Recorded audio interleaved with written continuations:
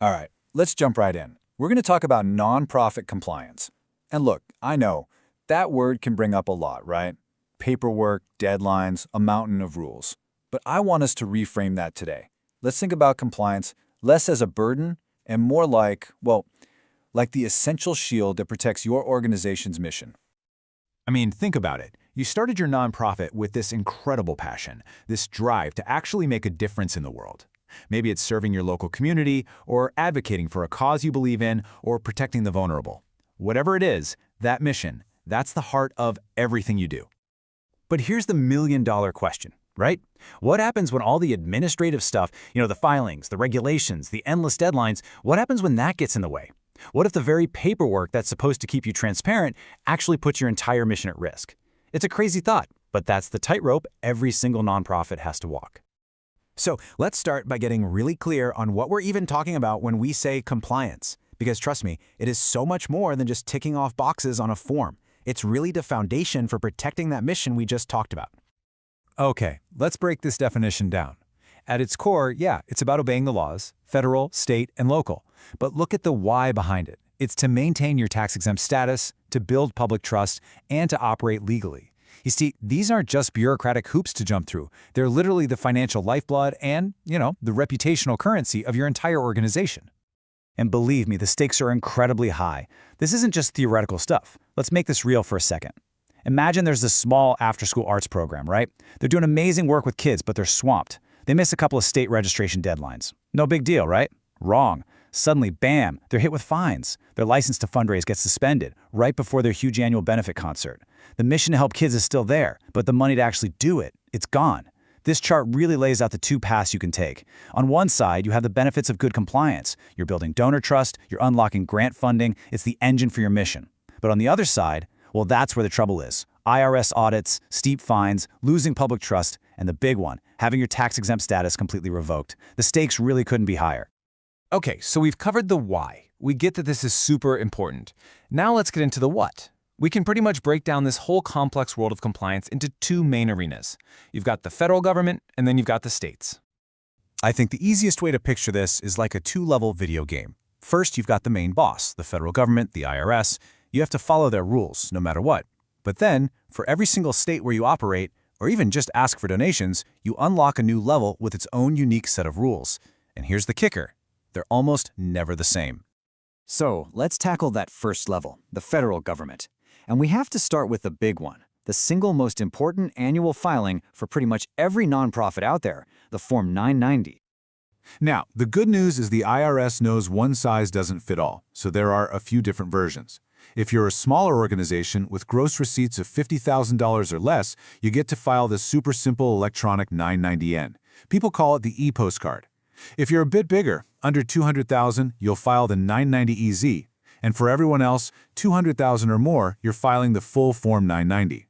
Oh, and private foundations? They have their own special form, the 990PF, regardless of how much money they bring in. So, why am I making such a big deal about filing this form every single year? It comes down to one number, 3. Just 3. Because if a nonprofit fails to file its Form 990 for 3 years in a row, the IRS will automatically revoke its tax-exempt status. I'm not kidding. It's automatic. No questions asked, no appeals process. It's a hard, fast rule, and it is the #1 reason nonprofits lose their 501c3 status. It's that serious. And of course, it doesn't just stop with the 990. If you have employees or you're paying contractors, well, you've just unlocked another layer of federal compliance. We're talking about things like quarterly payroll tax reporting on Form 941, handing out W-2s to your employees, and issuing 1099s for your contractors. There's one little piece of good news here, though. As a 501c3, you're usually exempt from paying the federal unemployment tax, which is also known as FUTA. All right, so we've covered the federal level. Now let's move on to the states. And I'm just going to be straight with you. This is where things can get really complicated. So even though every state has its own quirks, there are a few common filings you'll see pop up over and over again. First up is charitable solicitation registration. This is a huge one. In most states, you have to register before you can legally ask for a single dollar. Then you've got your annual corporate report, which is basically what keeps your nonprofit's legal entity in good standing.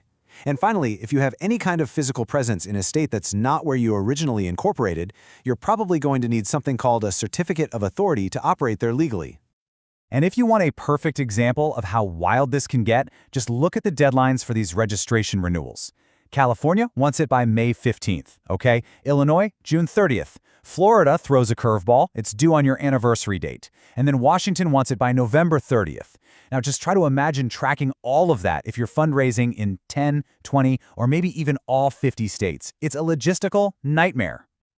So, okay, after hearing all of that, you're probably wondering, how on earth do we manage all this? It feels like a lot, I know. So let's shift gears from the what to the how. Let's talk about building a really solid compliance foundation. And it all starts right here. I want you to burn this into your brain. Good record keeping will be the foundation of your success in this area. Seriously, everything else we're about to talk about, it's all built on this one simple principle. If your records are a mess, compliance is going to be a total nightmare. But if they're clean and organized, it actually becomes manageable.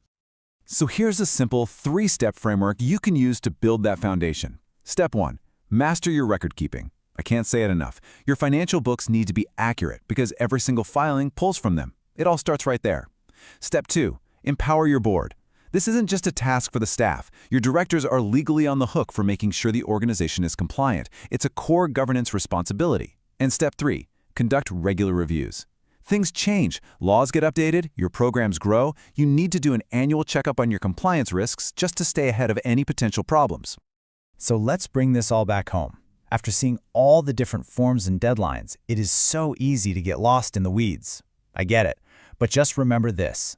Good compliance isn't really about the rules. It's about building a fortress around your mission. It's about protecting it from fines, from public distrust, from legal threats, so that you can stay focused on the work that actually matters. And that really leaves us with one final thought, one question for you to take with you. Think about your own organization for a second. Is your compliance strategy something you just deal with when a deadline pops up, an afterthought? Or is it an active, foundational part of your work? Is it strong enough to truly secure the incredible impact that you work so hard to create every single day?